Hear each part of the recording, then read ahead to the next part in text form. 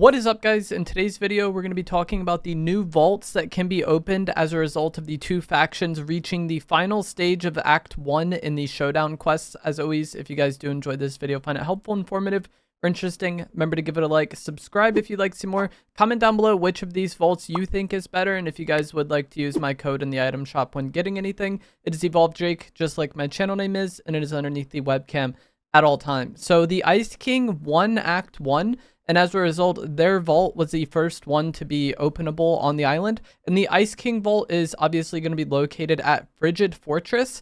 The card you don't actually get by eliminating the Ice King, which is kind of strange. You just find the card located in one of these broken towers. I'll have on screen now the one that is most common for the card to spawn. But I did have a game where it didn't spawn here, and I'm not sure if it was just broken that game or if there are other locations where it can end up spawning. It's always hard to know things like that with Fortnite. But this tower here is the one that's most common to find it. And then once you take the key card, you need to go to the end of the bridge and the bridge side away from Frigid Fortress, and then use it on this big floor, which will open up and allow you to drop down into the vault. And inside the vault, you actually have a chance to find the Mythic Foundation gloves. This is another thing where my experience was most of the time I got these gloves, but one time I went in there and they weren't there. And it's hard to know, is Fortnite just broken in that instance, or is it just a random chance to get the Mythic out of the vault? I think it's most likely that it's just a random chance, especially when you look at how all the other Mythics are on the island, or most of them. You know, like Dark Voyager doesn't drop his shotgun 100% time, it's a chance. Squibbly doesn't drop the combat AR every time, it's a chance. The other little mini games don't drop those Mythics every time, it's a chance. So it wouldn't surprise me if the gloves in the vault here is just a chance. And then also inside you will find 3 rare chests and 3 regular chests, along with 10 slurp barrels. So you could be no shield at all, go down into this vault, and then come away with full shield if you were full health. And then once you're done looting, you can exit using a zip line, which brings you back up to where you came from. Or there's a porta potty inside, which brings you to the backside of Frigid Fortress. But you can only use this porta potty one way. You can't use it from the outside to get into the vault. You can only use it from inside the vault to leave. So overall, this vault is an okay amount of loot. It's nothing spectacular. And then even the Mythic inside, which we'll get to in a bit after I talk about the other vault, it's nice, but it's not that game changing. If you did want to go to this vault, I think it's probably best to kind of land at Frigid Fortress where the vault itself is, loot up a bit, clear the area, and then go for the key card afterwards.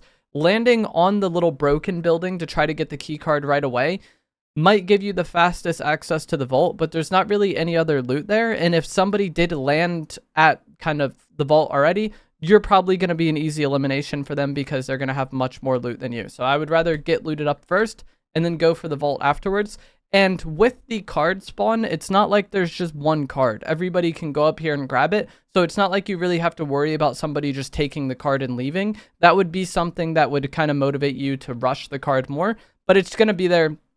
Everybody can take it. It stays there even after you take it. You'll kind of notice that in game when you're playing.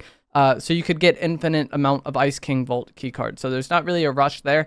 So I'd look at this more as like supplementary loot once I've gotten started in the game, rather than just being something you need to rush for as fast as possible.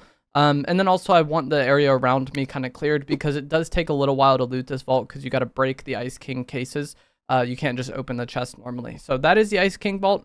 That was the first one to be added. Now we're going to get into the Foundation Vault. For the 7 Vault, this is going to be located at New Sanctuary. And I found the key card here on the map. I'll have it on screen in one of these control rooms. But it wouldn't surprise me if it has a chance to kind of end up at one of these control rooms kind of around the perimeter of New Sanctuary. Once you get that card, you take it down into the bottom. And this is going to be the same room that you could open in Classified Canyon last season. So you go down there, open it.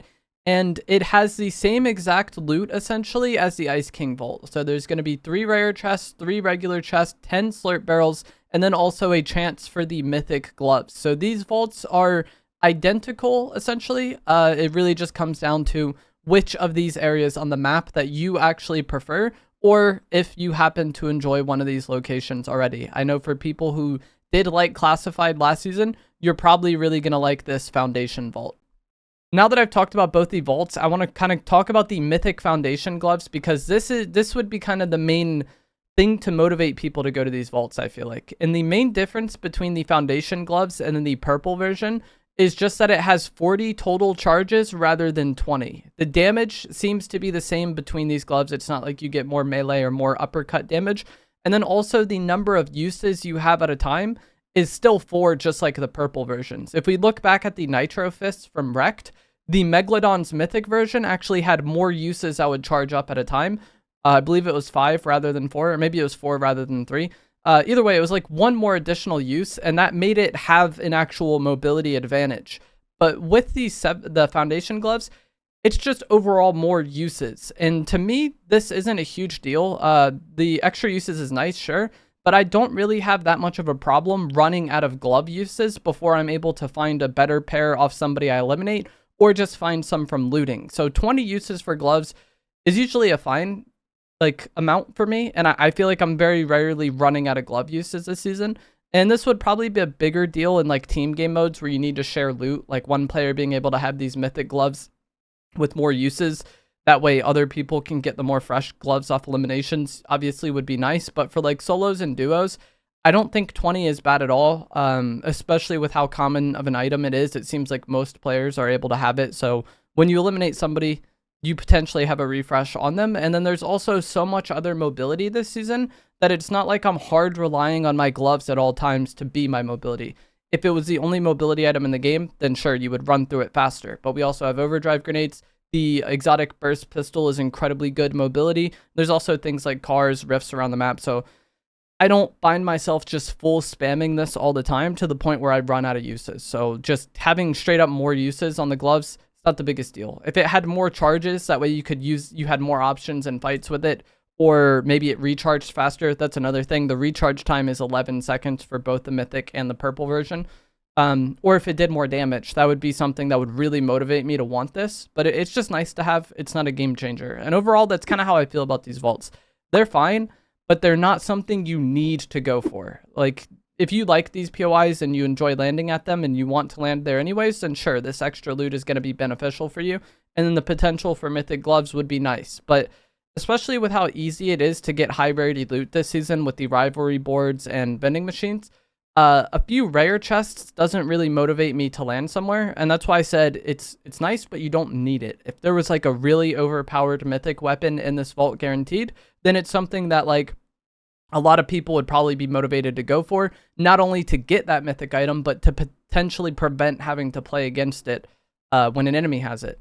But as overall, like I said, these vaults are fine. It's not super game changing or something that you need to land for. But if you like those POIs or you like landing somewhat near those POIs, then you take that extra loot when you can get it. But that is going to be it for this video. As always, if you guys did find this to be helpful, informative, or interesting, remember to give it a like, subscribe if you would like to see more, and I will see you guys in the next one. Thanks for watching.